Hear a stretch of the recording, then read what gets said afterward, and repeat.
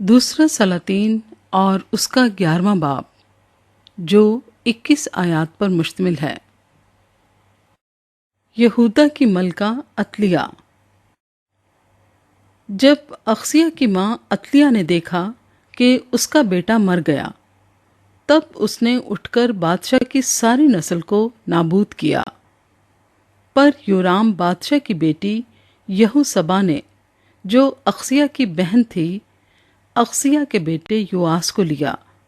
اور اسے ان شہزادوں سے جو قتل ہوئے چپکے سے جدا کیا، اور اسے اس کی ددا سمیت بستروں کی کوٹھڑی میں کر دیا، اور انہوں نے اسے عتلیہ سے چھپائے رکھا، وہ مارا نہ گیا، اور وہ اس کے ساتھ خداوند کے گھر میں 6 برس تک چھپا رہا، اور عتلیہ ملک میں سلطنت کرتی رہی۔ اور 7ویں برس یہویدا نے کاریوں اور پہرے والوں کو 100 کے سرداروں کو بلا بھیجا، اور ان کو خداوند کے گھر میں اپنے پاس لا کر ان سے عہد و پیمان کیا، اور خداوند کے گھر میں ان کو قسم کھلائی، اور بادشاہ کے بیٹے کو ان کو دکھایا، اور اس نے ان کو یہ حکم دیا کہ تم یہ کام کرنا کہ تم جو سبت کو یہاں آتے ہو، سو تم میں سے 1/3 آدمی بادشاہ کے قصر کے پہرے پر رہیں، اور 1/3 سور نام پھاٹک پر رہیں، اور 1/3 اس پھاٹک پر ہوں جو پہرے والوں کے پیچھے ہے۔ یوں تم محل کی نگہبانی کرنا اور لوگوں کو روکے رہنا، اور تمہارے 2 جتھے یعنی سب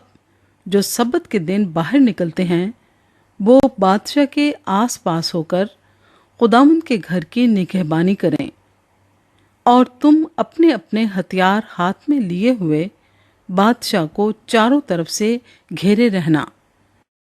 اور جو کوئی صفوں کے اندر چلا آئے وہ قتل کر دیا جائے، اور تم بادشاہ کے باہر جاتے اور اندر آتے وقت اس کے ساتھ ساتھ رہنا۔ چنانچہ 100 کے سرداروں نے جیسا یہویدا کاہن نے ان کو حکم دیا تھا ویسا ہی سب کچھ کیا، اور ان میں سے ہر ایک نے اپنے آدمیوں کو جن کی سبت کے دن اندر آنے کی باری تھی، ماں ان لوگوں کے جن کی سبت کے دن باہر نکلنے کی باری تھی، لیا، اور یہویدا کاہن کے پاس آئے، اور کاہن نے داؤد بادشاہ کی برچیاں اور سپریں جو خداوند کے گھر میں تھیں 100 کے سرداروں کو دیں، اور پہرے والے اپنے اپنے ہتھیار ہاتھ میں لیے ہوئے ہیکل کے دہنے پہلو سے لے کر بائیں پہلو تک مذبے اور ہیکل کے برابر برابر بادشاہ کے گردا گرد کھڑے ہو گئے۔ پھر اس نے شہزادے کو باہر لا کر اس پر تاج رکھا، اور شہادت نامہ اسے دیا،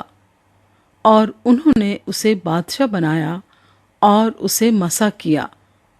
اور انہوں نے تالیاں بجائیں اور کہا، بادشاہ جیتتا رہے۔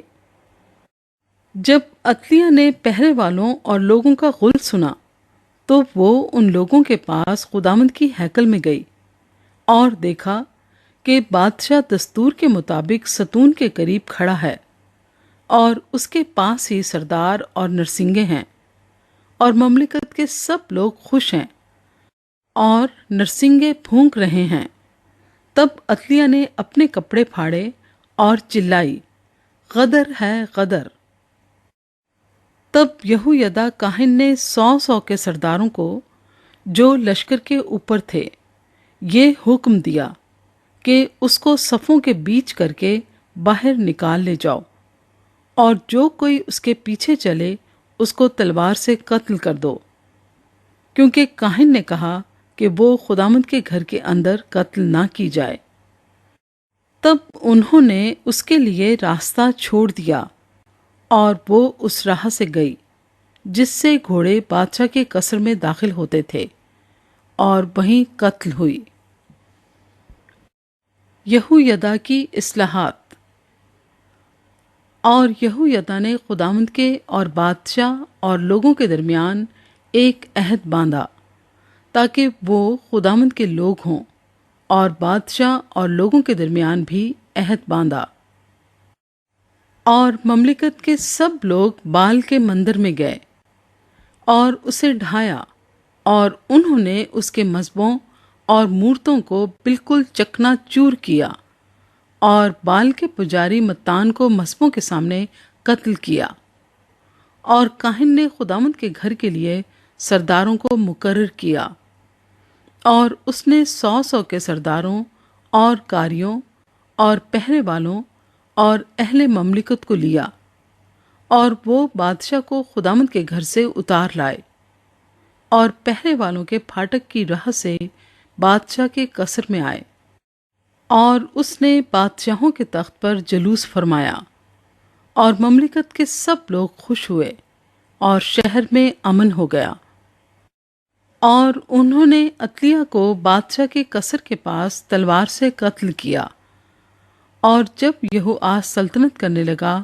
تو 7 برس کا تھا۔